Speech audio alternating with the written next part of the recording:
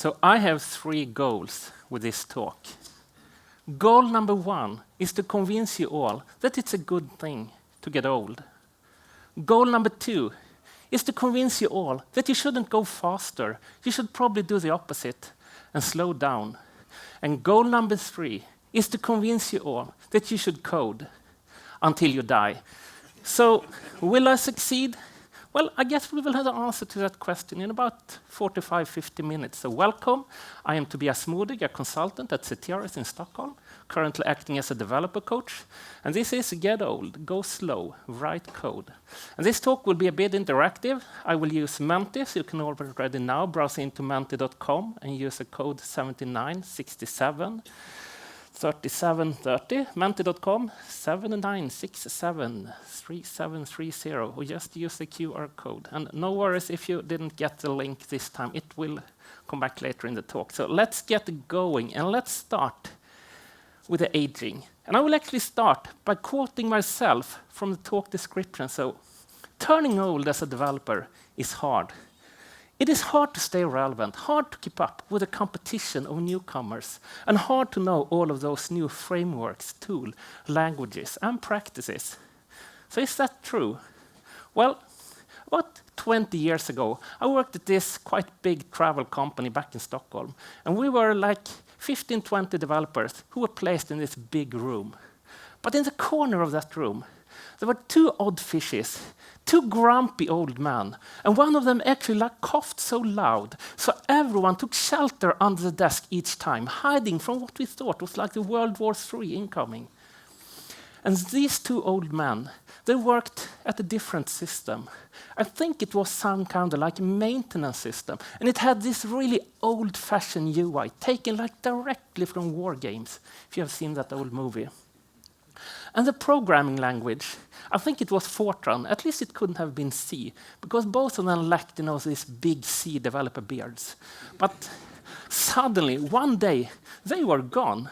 The system was replaced. They had become irrelevant, like dinosaurs from a past time. And as far as I know, both of them went straight to retirement. And those 2 old men, they have in some way been like the definition for me about how it is to get old as a developer. Not just getting old physically, but also in like skills and the knowledge. But still, I admire those 2 old men because they stayed on with their passion, writing code, until the bitter end. But back to the question, what is old?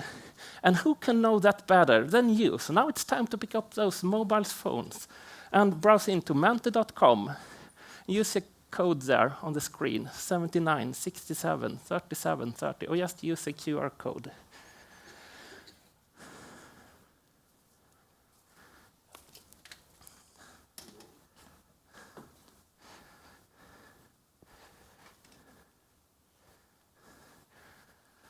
So I will remove that screen in like 5, 4, 3, 2, 1, 0.5, 0. Never mind. There we go. So, warm-up question, just to check that we were online. If you could kill a Star Wars character, who would it be? And I'm pretty pleased that there are not that many killers in this room, but still, there are like, well, there are 5 people in here who wants to kill Yoda. I have one message for you. There's the door. Still like the Yoda Jar Jar Binks ratio, quite good, 5 to 26, so that might be okay. But let's get going with the real question. So question number 1 should be an easy one. What is your age? Are you 0 to 20, 21 to 30, 31 to 40, 41 to 50, or older than 50? Quite tight race there in the top. 41 to 50. Can we have 3 more 50s? No? I guess that's it. Let's go with the second one. So, are you a software developer? Yes, of course. Did you used to be? You're like, no way, I won't touch code. I might be infected. So, a whole lot of developers in here. That's pleased me. Still few votes coming in.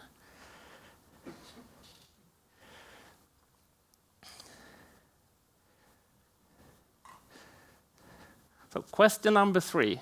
From a developer perspective, do you consider yourself being old? Yes, no, or more like, are you kidding me? I will never get old. Not that many old people in here. That pleases me as well.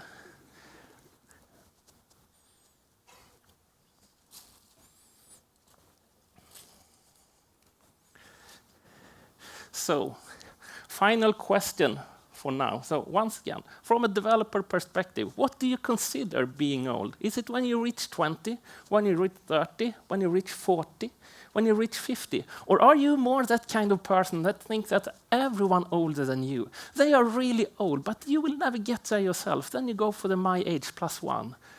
Or is it more that age is some mental thing? It's not really physical, so. And we have an obvious winner here as well.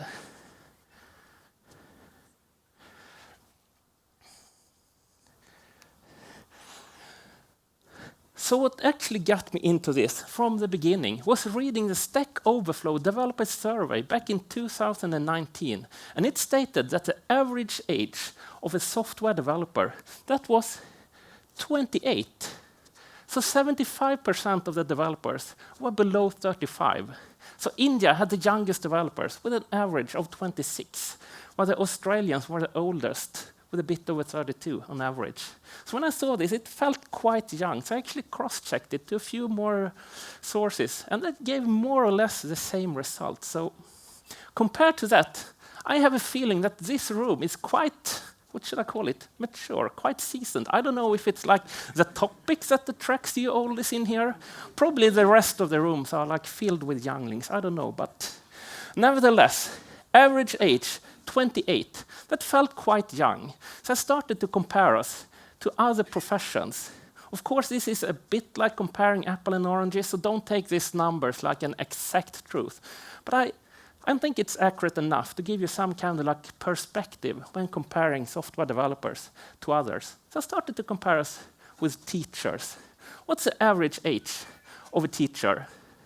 And it actually turned out to be like the meaning of life, for those of you who knows your hitchhiking, it's 42. They beat us with almost 15 years. That's quite a big difference, right? And how about medical doctors?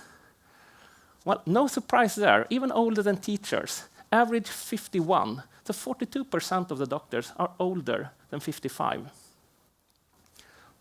Project managers. Well, I think this is an interesting one, because I believe that software developers, product managers, we have more or less the same level of education. We work for the same employers within the same projects. So with the same age? No way. Same age as teachers. And I continue to compare us to a few more like common office jobs, and I couldn't find anything that was even close to our 28. So I started to realize that I wouldn't find anything that was younger than software developers and demand those years at the university. So I continued to look at some kind of other types of jobs that don't demand a higher level of education.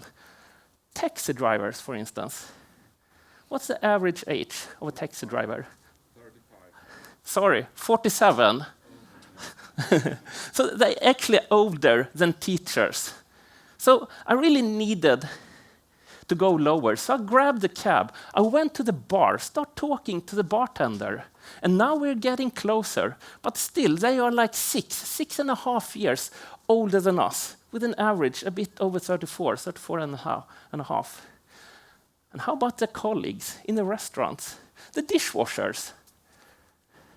No luck there, same age as the bartenders. And I was starting to be quite grumpy, because I really wanted to find something by myself that was younger than us, not just like cheat and read in the statistics. Students. And yeah, students would be one. But I also actually remember this tweet I saw. Minecraft players. So how old are they? And they actually turned out to be 24 in average. That's not bad. We beat them with 4 years.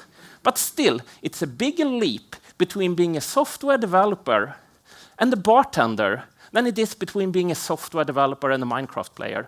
And also, Minecraft players, not really a true profession for most of us, right? It still felt a bit like cheating. But then I got it. You can always count on the US military, right? And in this case, that was actually true. They have an average age of 27, so we beat them with a year.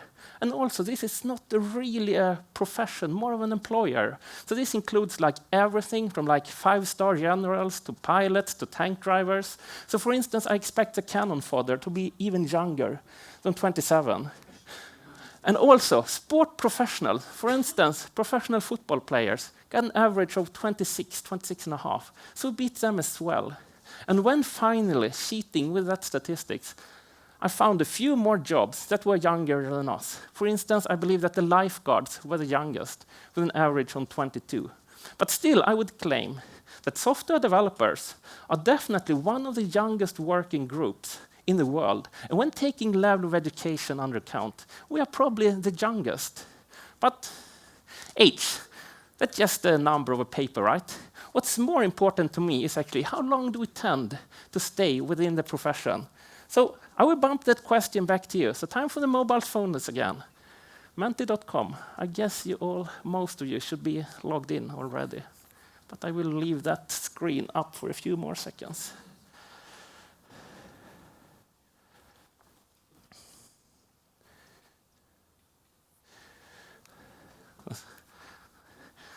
So, how many years of experience, or like professional experience as a software developer do you have? Is it less than 2? Is it 2 to 5, 6 to 10, 11 to 15, 16 to 20, or do you have more than 20 years of experience?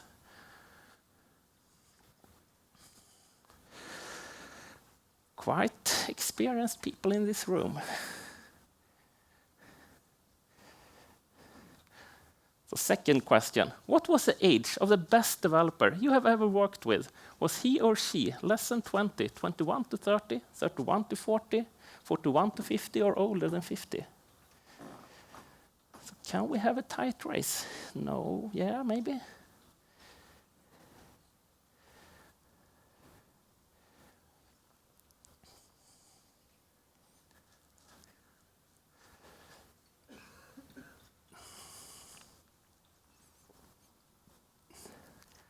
So final question for now. So if you take a wild guess, how many years do you think you will continue being a software developer? So are you actually not a developer?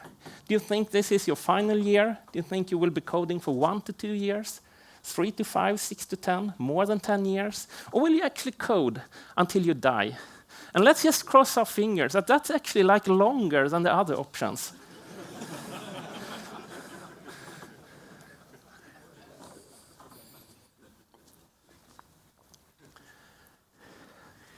So quite a clear winner here, I guess. So once again, I would actually say that the audience in this room is quite a lot more experienced than the rest of the world, because the expected number of years to stay as a software developer, that is 8. So after 8 years, the average developer moves on and start doing something else. And I would say that that's not good. That is bad. I believe that we are replacing the developer tribe way too often, throwing competence right at the scrapyard. So why is that? Are people using being a software developer as some kind of like bouncing pads towards other professions? Or are we scaring them away? Once again, what do you say? Just one question this time, so it will be a quick one.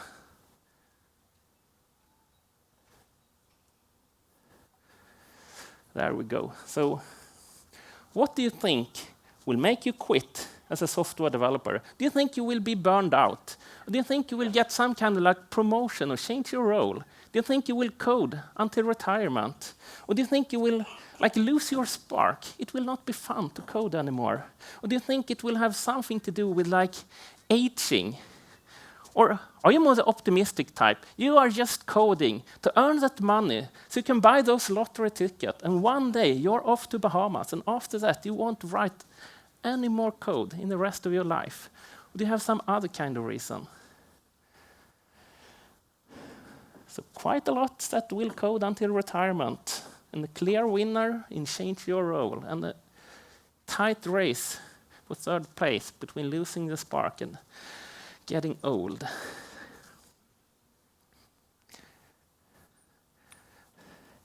So when I'm having this talk, there are usually 3 things that stand out. And this time, I think that you in the audience more or less nailed the rest of the world. Because when reading statistics, and like I said, when holding this talk, there are usually 3 things that stand out. And that is losing the spark, changing role, and getting old. So let me elaborate a little bit more on those 3, starting with losing the spark. And for me, it would be interesting to know why people lose their eagerness to code. It is out of scope for this talk, but still, I think that this is a very sad, but also a very valid reason for a developer to quit. I mean, if you don't have the passion for coding, you should probably not have it as a profession anymore. So the day you start to wake up in the morning with a feeling like, I don't want to go to work and write some code anymore, then you have my total blessing. Please, move on. Try to do something else. But how about the second reason? Getting a promotion, changing role, climbing the company hierarchy. Well, I don't know. If this is like the combination of the first one, losing the spark, this is probably a very valid path to take. I mean, you know your employer, you know your colleagues, you know the domain, you have a great fallback option if that new role wasn't something for you. So please try it out if you are not into coding anymore. But if not, if you're more after getting a role with higher salary or something with a little bit more of status, I don't know. I actually stepped into this trap myself once. So I was flattered, but also surprised when I was offered to become head of development at this .NET place. But I'm sorry to say, but it was so boring. It felt like a total waste of my expertise. Instead of doing things that I loved and things that I think I'm pretty decent at, like writing code and doing other techy stuff, I was stuck at those budget meetings, discussing resources or arguing with a cab, you know, the change advisory board, or changes in our mobile app could not make airplanes to fall down from the sky. That might sound like a bad joke, but it's actually true. I once had to explain to this group of hopefully quite smart people why changes in our mobile app could not make airplanes to crash. So did I do a good job as a manager? Well, I think my teams liked me, and I was pretty good guarding them from the insanity of company administration. But from many other point of views, I was probably not as good. And I guess most of us have seen this. Just because someone is a great developer, that person will not automatically become a great manager or a good project leader or even a decent agile coach. I would say that the opposite is probably just as common. And there is actually a term regarding this, stated in the late 60s by Lawrence J. Peter and Raymond Hull, and it's called the Peter Principle. And the Peter Principle states that a person who is competent at the job will earn promotion to a more senior position, which require different skills. But if the promoted person lacks the skills required for the new role, then they will be incompetent at the new level, so they will not be promoted again. So people will be promoted until they reach the level of incompetence, and there they will stay, being incompetent, in worst case, forever, in best case, until they get fired. And this will eventually lead to what's called the Peter's corollary. So in time, every post tends to be occupied by an employee who is incompetent to carry out his duties. So according to this, we have organizations out there where more or less everyone is incompetent at their job. Of course, this is a bit satirical, but it got quite a touch of truth in it as well. And here we have what I usually try to call the expected software developer life cycle.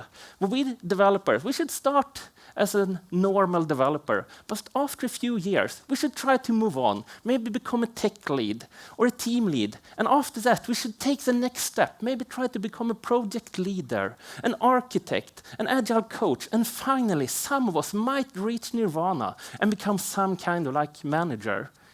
To me, that's mostly trying to push people from being competent to being incompetent.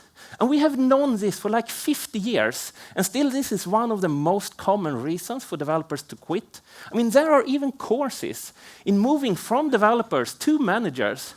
I think this is whacked. I think we need to address this. There must be ways to make a career and continue coding. So any manager seeing this, could you please stop trying to transform your 10x developers into like 0.4x administrators? Instead, give them a decent salary, reward them continuously, and let them keep on doing what they do best, writing code. And for you developers who think about changing role, please stay with your passion. It's not worth it as long as you have your coding passion intact.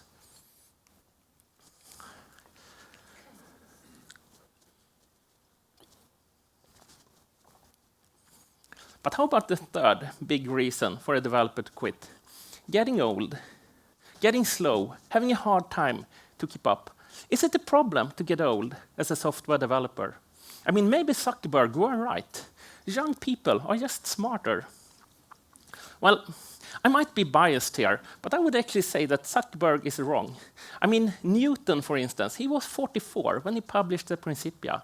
Röntgen was about the same age when discovering the X-rays. And if you take a good look at most Nobel Prize winners these days, they look more like American presidential candidates than software developers.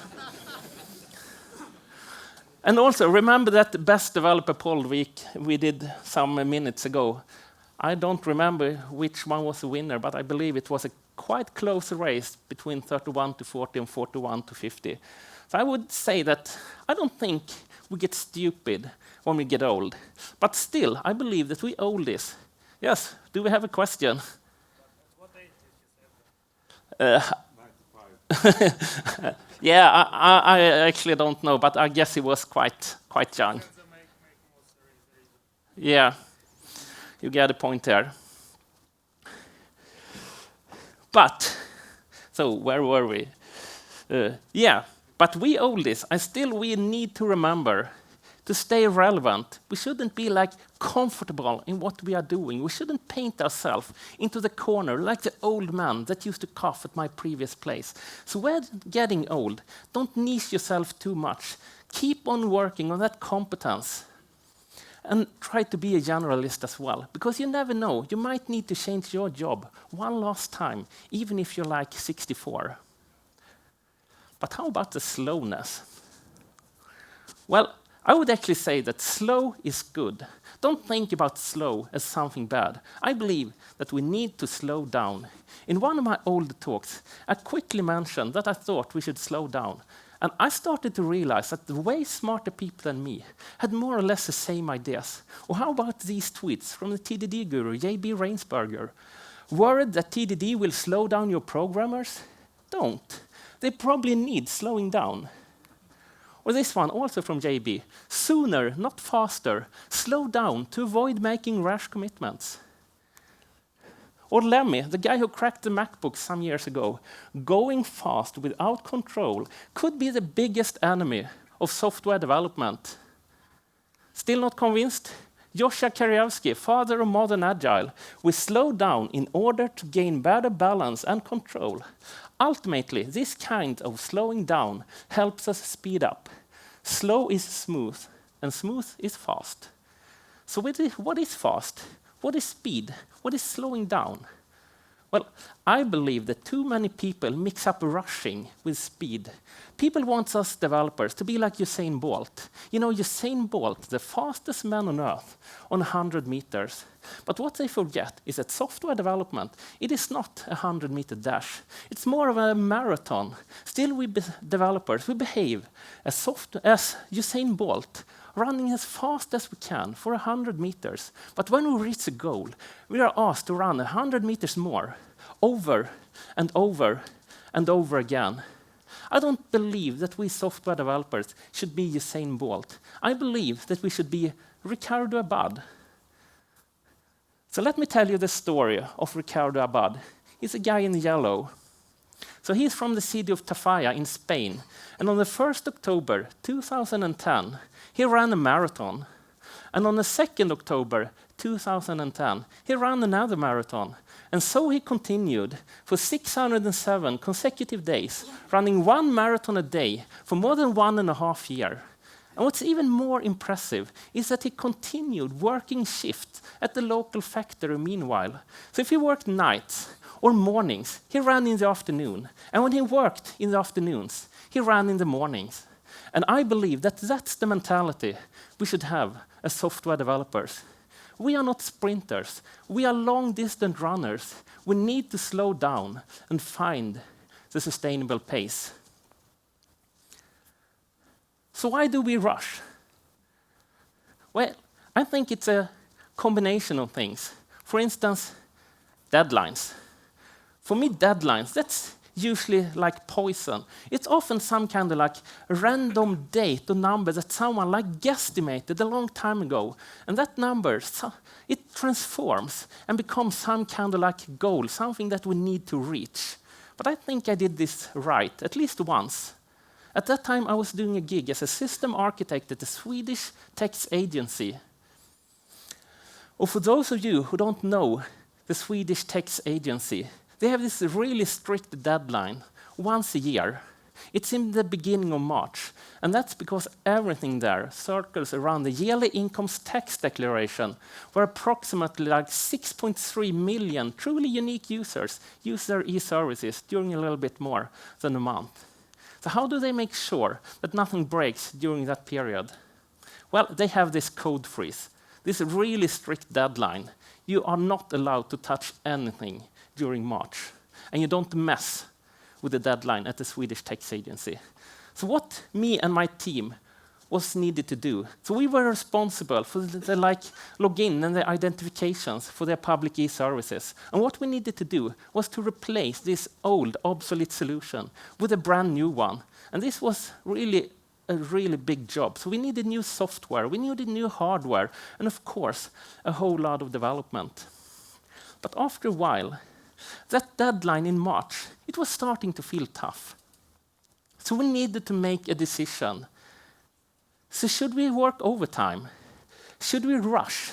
Should we cut corners and build a crappy but hopefully working solution? Or should we wait a year and aim for a quality solution? And this time we actually took what I still think is one of the best decisions in my career. We actually waited a year. Sure, we lost some prestige. It might have costed some extra money, but we could build a solution that was easy to maintain, that they could use for many years to come, a solution that we could be proud of. But I'm sorry to say that this is one of the few occasions where I have ever seen this, that not even this really hard deadline was really a true deadline. It was more of a goal, and it was totally fine to miss it.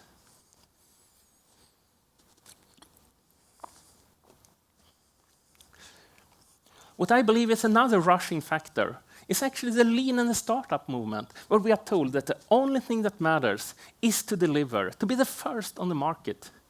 But to be honest, how often does it make a difference for your employer if you rush instead of keeping a controlled pace? Maybe for one of you once in a lifetime, but for most of us, I would say that it doesn't ever care. I mean, taking a few real-life Swedish examples here. Spotify, for instance. They won't lose users just because they like share playlist with a QR code. Will be a week late just because you need to work a little bit more on that technical depth. And people will keep on playing Minecraft, even if the like new sea creatures update must wait for the next release, just because you need to like improve the documentation. And people will definitely not change their mortgage loan to another bank just because they can't download the latest interest rates as a PDF file from the website. But these users, they will definitely start looking for other opinions and maybe even leave you if you build a crappy software that you don't dare to change at all in a few years' time. And also, how about all those bad implementations in the name of Agile? I mean, just listen to the word sprint. What does that imply? Let's rush as fast as you can for 2 weeks, then come back tomorrow so you can start a new 2 weeks rush. It's just like asking Usain Bolt to run 100 meters more right after every race. I believe that we need to slow down and find the sustainable pace. And the Agile Manifesto, it actually says this. So agile processes promote sustainable development. The sponsors, developers, and users should be able to maintain a constant pace indefinitely. And all of you who knows your XP, extreme programming, should also recognize sustainable pace as one of the key concepts. So what I believe that we should stop focusing on speed and start focusing on quality. So based on that, it doesn't matter if you're a little bit slow as a developer, because it does not come down to who is the fastest on the keyboard, who knows all those new techniques and frameworks, or who can understand everything without asking those stupid questions. It all comes down to the quality of the code, because it's still so much faster in the long run to build things right instead of building things fast. So even if you're old, even if you're slow, you will still bring so much value to your organization as long as you can produce some quality code. And based on that experience of yours, I am definitely sure that you can. And the clean code preacher, Robert C. Martin, Uncle Bob, he says that if your software is getting harder and harder to develop, you are doing something wrong. And to me, that's exactly what happens when I rush. I usually first start to just feel bad, but after a while, I notice that it will become harder and harder to change my application. And after a while, I don't dare to change it at all. So the only thing to do is to start the big rewrite. Who has not been there? I mean, you have the great opportunity to build something new, something shiny. But you rush a little bit, you cheat with the quality. You have the best intention to fix that code later when you have more time. I mean, have you ever thought like, we have so much to do now, but after the next sprint, then it will be better. We will have more time later. I will fix this bad code later. But believe me, you won't get more time later. That crappy code, it will live on. It will hunt you down, and it will bite you, and suddenly your application will be in such a bad shape that you don't dare to change it at all. So the only thing to do is to start the big rewrite. So the same person start building the same application again, but they don't really have the time to do it properly. So they cheat a little bit with the quality. They cut some corners. And there we go again. There is a word for this. It's called waste. It can more or less kill your company. And Martin Fowler, he's a brilliant guy. He really managed to like sum up what I have said for 15 minutes in 2 sentences. So the fundamental role of internal quality is that it lowers the cost of future change. But there is some extra effort required to write good software, which does impose some cost in the short term. But what's even more interesting is that he also says that developers find poor quality code significantly slows them down within a few weeks. So there are not that many occasions where we gain on rushing, right? Not even in the short run, because most software tends to live way longer than just a few weeks. But now I have been talking for way too long. Time for the mobile phones again.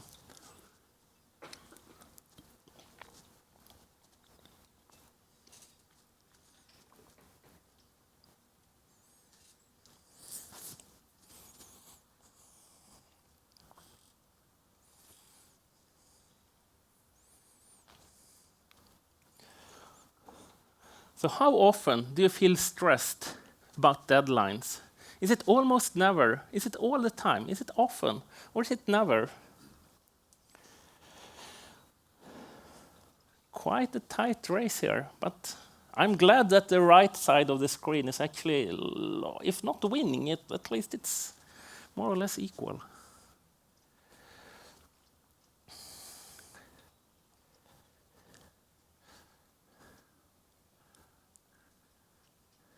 So second question.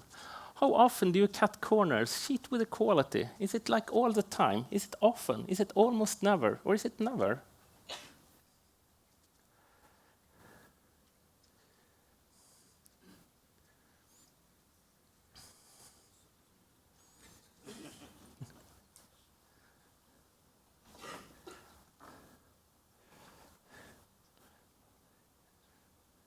These numbers actually makes me quite happy. To be honest, I have never seen like this many people on the right side when I have doing this talk before. So good job for Norway, I guess. Last question for now. So why do you cut corners? Do you feel pressure from the management to deliver? Do you feel pressure from your team to deliver? Do you feel pressure from yourself to deliver? Do you more think that quality is boring or even unnecessary? Or don't you really know what quality is? Do you have some other reason? Or are you actually one of those superhumans that don't cut corners?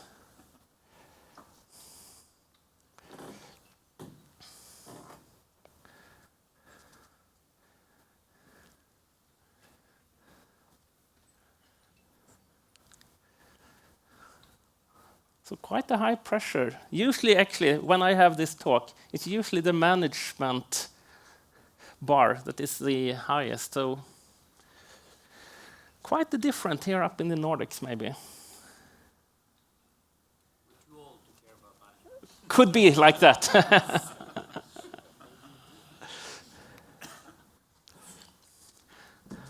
So when I saw those numbers from the previous polls, like I said, I was actually quite happy because I think this is one of the highest results I've seen on the quality side. But still, I believe that there are way too many people in this room that feel pressure to deliver, who admit that they cut corners, who cheat with the quality.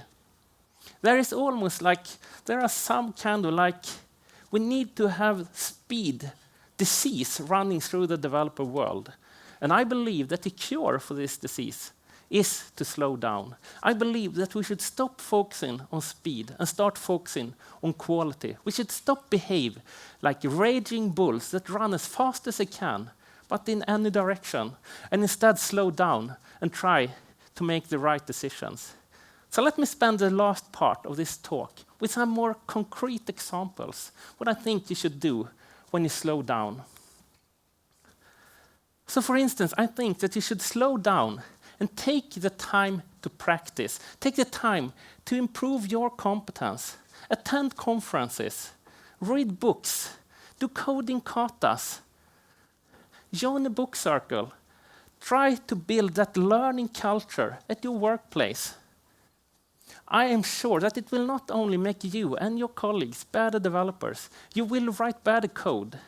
You will build better product, but you will also have so much more fun meanwhile. Because to be honest, the places where I have spent my best working years are not the ones where they paid me the most, or places where I could work with bleeding edge technology or within the coolest domains. The places where I've spent my best working years were definitely the ones who had the living learning cultures, places where I could go home every Friday with a feeling that I have learned something new, something useful this week as well. And also, I believe that improving your competence should not be something that you need to do on weekends, evenings, holidays. I mean, weekends, that's for family and friends. Improving your competence should be part of your day-to-day work. I mean, if your employer wants you to do a good job, I think that they should also give you the tools, the times, and the opportunity for you to be as good as you can be. And I also think that you should slow down so you can tweak your process, eliminate the waste. For instance, use retrospectives and make sure to have a good outcome. Don't just see your retrospectives as some kind of nagging meeting. Make sure to have a good outcome and that you actually take the time to implement those improvements. For me, ways of working, it can be sort of as some kind of garden. And a garden that needs gardening to keep its shape. But if you're ever in Stockholm, please come by my house if you want to see a garden without gardening. You know, the weeds pops up between the stones, the grass is a little bit too long, the hedge need to be cut, and the snails, they have some kind of like snail race right through the strawberry plants. But at least like the internet connection to the house is quite good. But don't leave your ways of working without attention. Believe me, you don't want your processes to look like my home garden. And I think you should slow down and take the time to get to know each other. Build that trust in your team. I guess most of us now have heard about psychological safety, Amy Edmondson's theories, and the Google team study that showed that the single most important thing for a team to be high performant was actually the trust in the team, that the team members felt psychologically safe. So spend some time getting to know each other. Don't see your team as some kind of like feature factory, a coding machine. See each other as humans. So try to learn to know each other. Have some fun together, laugh together, cry together. Build that trust in your team. And I'm sure that you will be rewarded. So how often do you brush your teeth? Every day, right? Hopefully. And I believe that team hygiene should be the same.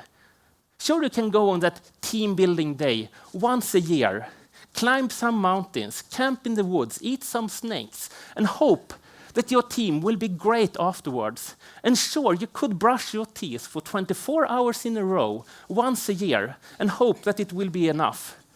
Or you brush your teeth for a few minutes every day. I know what I believe has the biggest impact.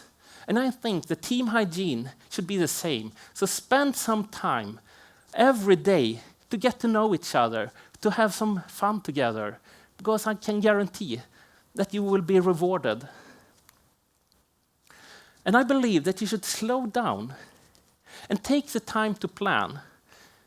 In my experience, we usually do this the least when we need it the most. So constantly plan and revisit. For instance, use your sprint plannings and the daily stand-ups. For me, the daily stand-ups, that is a planning meeting. Its main purpose should not be to like report what you did yesterday.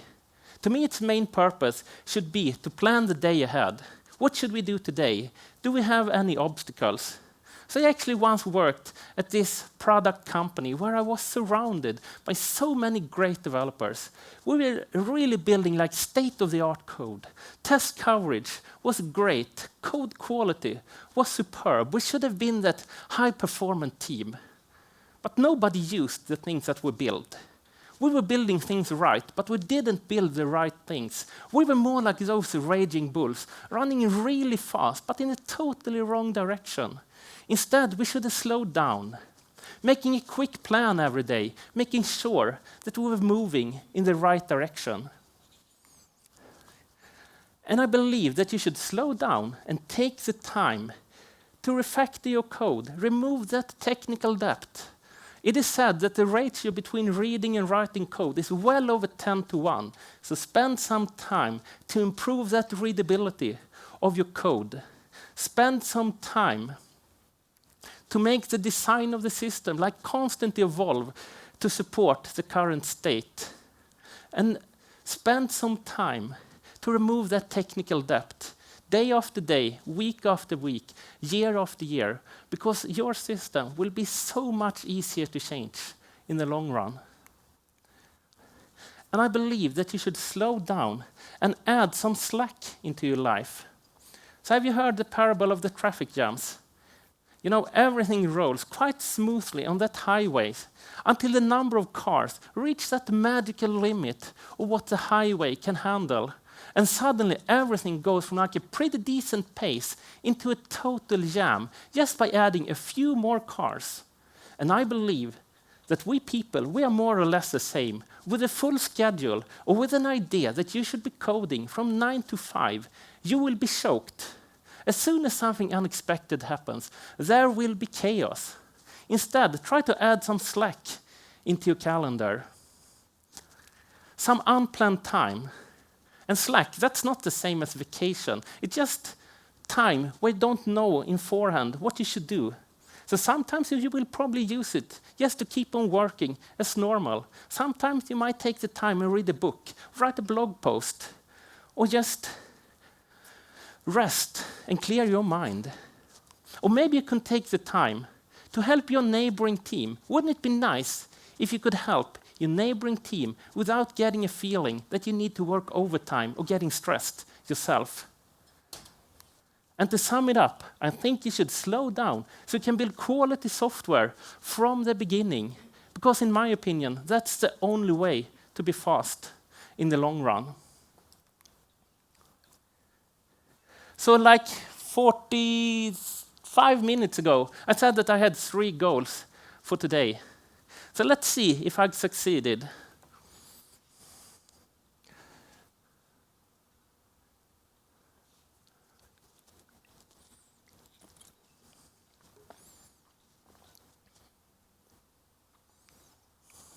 So what will you do now? You will now go home and take the course, developer to manager. Or will you slow down? Or maybe you just rush a little bit harder. Or will you promise yourself to keep on coding? Or maybe you should just play Minecraft to try to higher that average age. Or try to learn something new, like Fortran.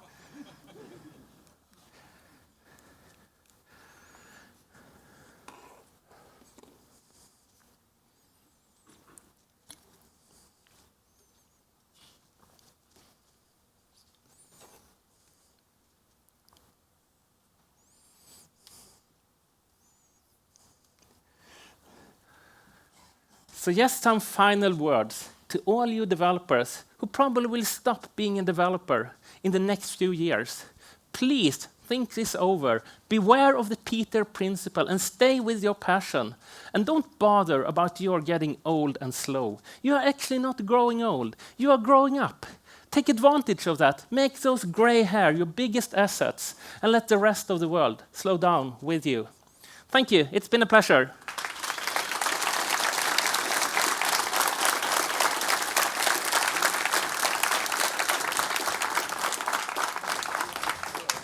So if you have questions, comments, you can reach me at X, LinkedIn, drop me an email, grab me at stage.